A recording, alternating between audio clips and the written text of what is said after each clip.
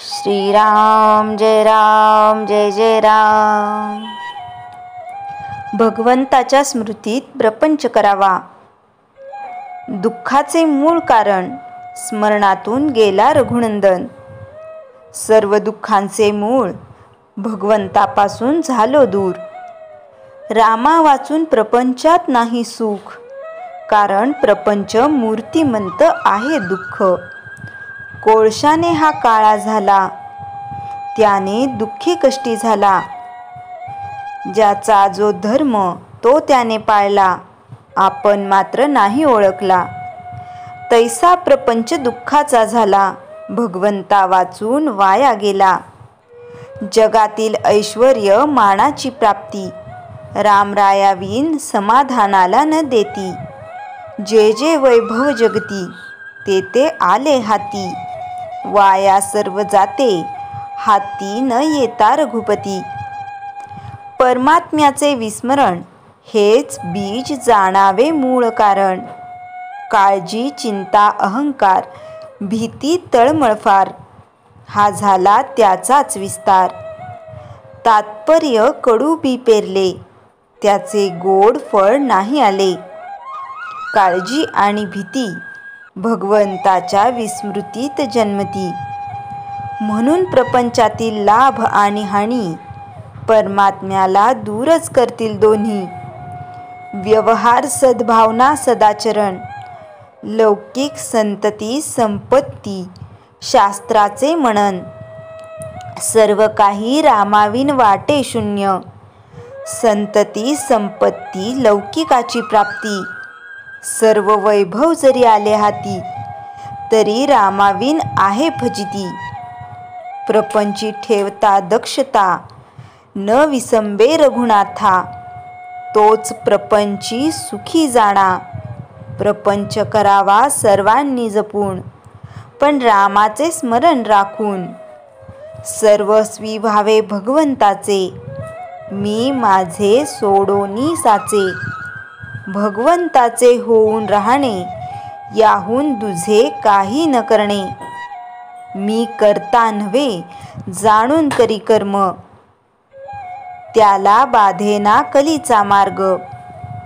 दृष्ट अभिमानाला न पडावे बळी, त्याचा मालक होई कली.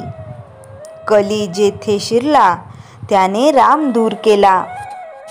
भगवंताचे स्मरण सांभाळून, कोणताही करावा व्यवसाय जपून. हेच प्रापंचिकास मुख्य साधन, करता मी नव्हे करता राम. ही मनात जाणून खून, करावा व्यवहार जतन. रामापरते हित, मानी त्याचा होई घात. जोवर करता हे ध्यानी, तोवर मन न लागले राघव चरणी. मीपणा टाकावा अभिमान सोडावा, सुख येईल त्याचे मागे हा विश्वास बाळगावा. ज्याने केले सर्वच रामास अर्पण, तेथे मीपणास नाही ठाव ठिकाण. पापाचे न व्हावे आपण धणी, करता राम जाणून मनी. सत्य सत्य नाही या जगात, म्हणून रामास व्हावे अनन्य शरण. दुःख दूर व्हावयास मुख्य साधन, मनाने होऊन जावे भगवंताचे. त्याने खास केले सार्थक जन्माचे, म्हणून त्याचे भाग्य थोर जाणा. ज्याने जोडला राम राणा, ज्याने देह केला रामास अर्पण. धन्य धन्य त्याचे जीवन. श्रीराम जय जय राम. चैतन्यवाणी. अखंड असावे भगवंताचे स्मरण, तो दूर करील दुःखाचे कारण. श्रीराम जय जय राम. श्री मनाचे श्लोक निरूपण. गणाधीश जो ईश सर्वा गुणांचा, मुळारंभ आरंभ तो निर्गुणाचा. नमो शारदा मूळ चत्वार वाचा, गमू पंथ आनंत या राघवाचा. संत साहित्यात स्तवनाला फार महत्त्व आहे. त्यायोगे संत आपल्याला नम्रता शिकवितात. परमेश्वराने माणसाला अनेक दैवी गुण बहाल केले आहेत. त्या गुणांचा जर त्याने योग्य वापर केला तर त्याचे व्यक्तिमत्व निश्चितच प्रभावी होऊ शकते. या दैवी गुणांपैकी एक म्हणजे आपल्याला प्राप्त झालेले बुद्धीचे सामर्थ्य. पहिल्या श्लोकात समर्थ गणेशाला वंदन करून विषयाला प्रारंभ करतात. मनामध्ये एखाद्या गोष्टीचे अनुमान करून त्याचा अर्थ लक्षात घेऊन निर्णय घेतला जातो. यामध्ये अर्थाचे आकलन होण्यास मनुष्याला ज्ञान स्वरूप गणेशाची कृपा असणे आवश्यक असते. कारण त्याच्याच सत्तेने बुद्धीमध्ये स्फूर्ती निर्माण होते.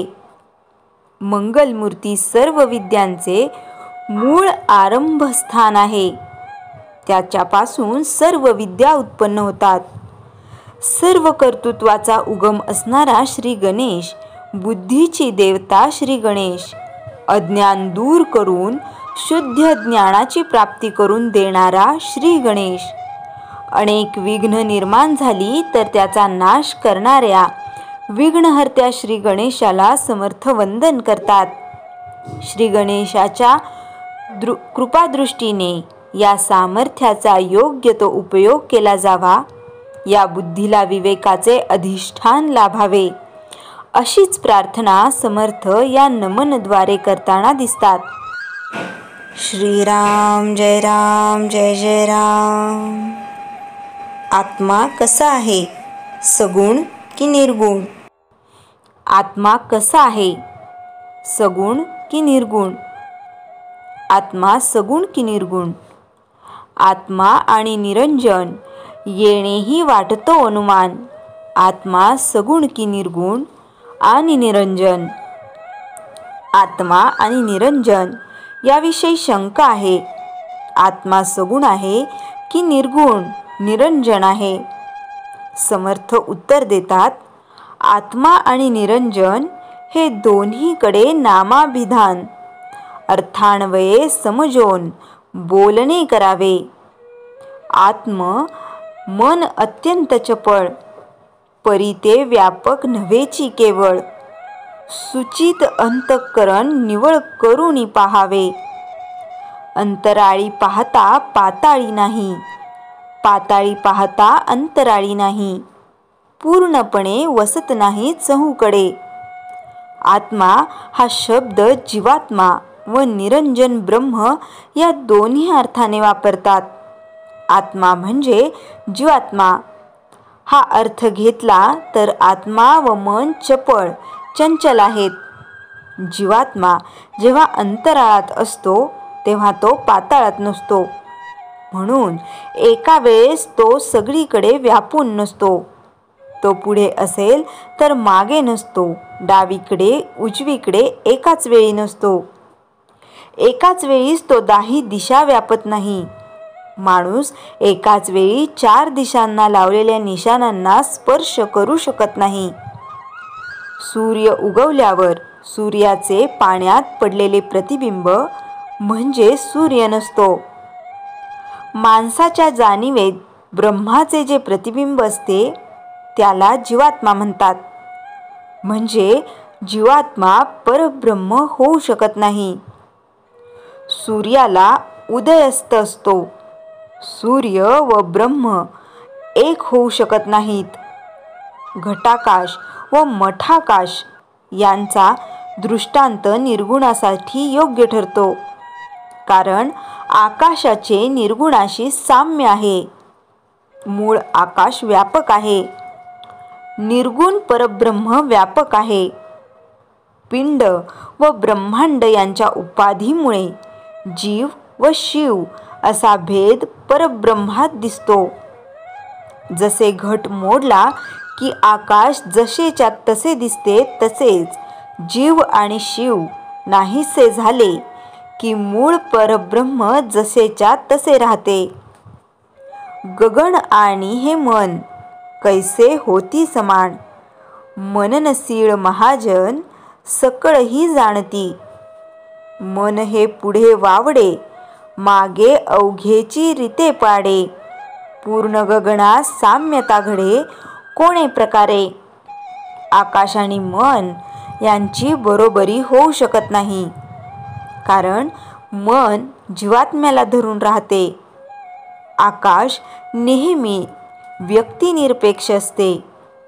मन मागे पुढे भरकटते. ते एकदेशी असते.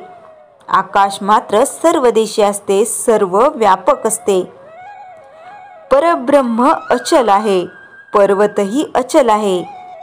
परब्रह्म पूर्ण निश्चल व अविनाशी असते. पर्वत निश्चल असला तरी नाशिवंत असतो. या सर्व विवेचनावरून असे दिसते की जीव अज्ञानी असतो, सगुण असतो.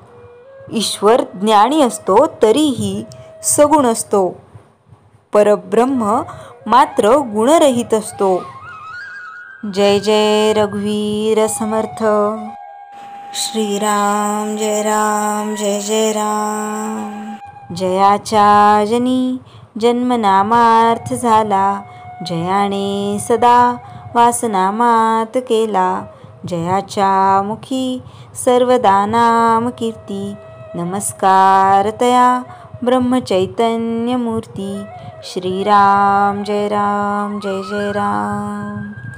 जानकी जीवन स्मरण जय जय राम.